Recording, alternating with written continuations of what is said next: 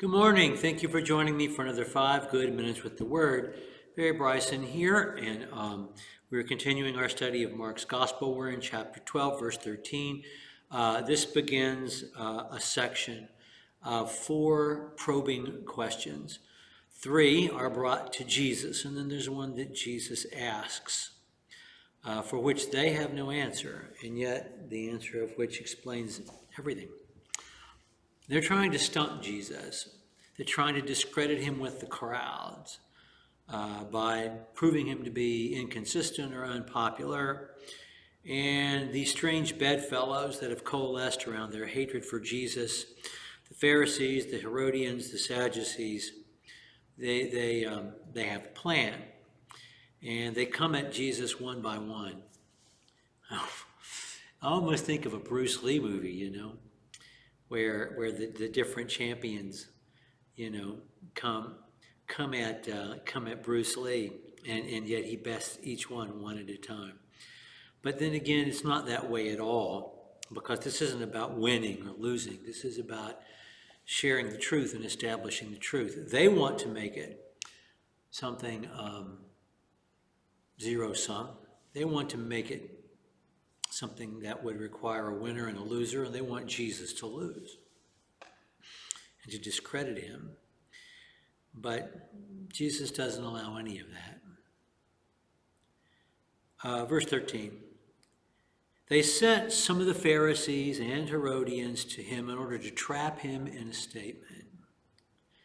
And they came to him and said, "Teacher, we know that you are truthful and defer to no one.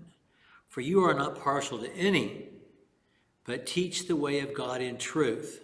All that's true. And in the back of their minds, they know it's true. But when you have such vested interests in the status quo, or tweaking it just a little bit, what is true is not the point. Is it lawful to pay a poll tax to Caesar or not, or to pay taxes to Caesar or not? Shall we pay or shall we not pay? But he, knowing their hypocrisy, said to them, "Why are you testing me? Bring me a denarius to look at." And they brought one. And he said to them, "Whose likeness and inscription is this?" And they said to him, "Caesar's." And it would have been Tiberius Caesar, the one who succeeded Augustus. And Jesus said to them, "Render to Caesar the things that are Caesar's, and to God the things that are God's." And they were amazed at him. Now the Bible, the New Testament, is clear. Christians, disciples, God's people, pay their taxes.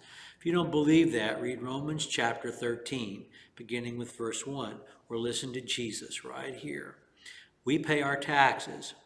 And Jesus is speaking of paying taxes to Tiberius, who was overall a good emperor and didn't mess up the empire, certainly didn't in any way bring to a close the Pax Romana, because it was going to continue for more than another century.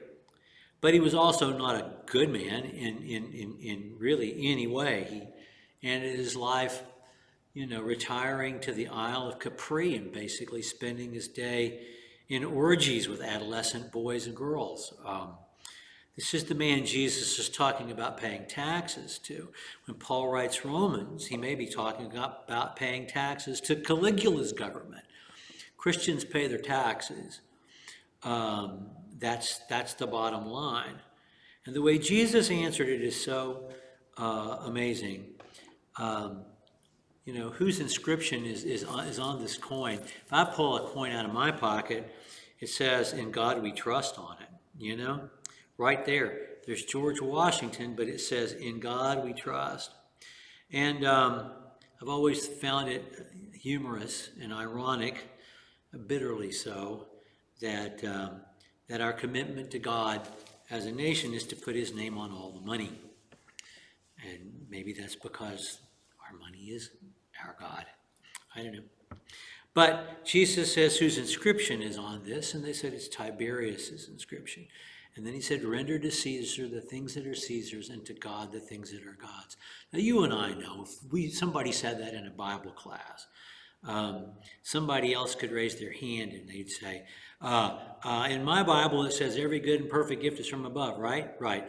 Therefore the money that I have that pays for all my stuff, that's God's too, right? Right. So why do I have to pay taxes? Why can't I just put it in the collection plate? Okay. I'm not saying you can't make that argument. I'm saying it goes against everything that Jesus just said. Those are several more steps than Jesus uses. In fact, Jesus doesn't use a multiplicity of steps. He only says one thing: render to Caesar the things that are Caesar's, and to God the things that are God's.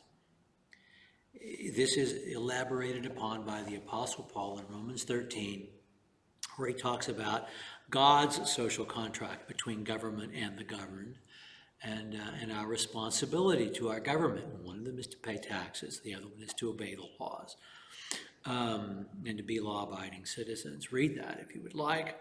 But that's all summed up here in the one line that Jesus delivered.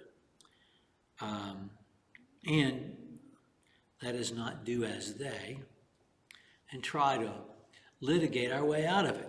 That's what Jesus says, and that's what Jesus means. Money is temporary. In fact, it's not really anything. I mean, it is something very important, but a coin it has the value that we place upon it. Especially after we left the gold standard, our money is backed by the full faith and credit of the United States, whatever that means. It means whatever the market determines it to mean.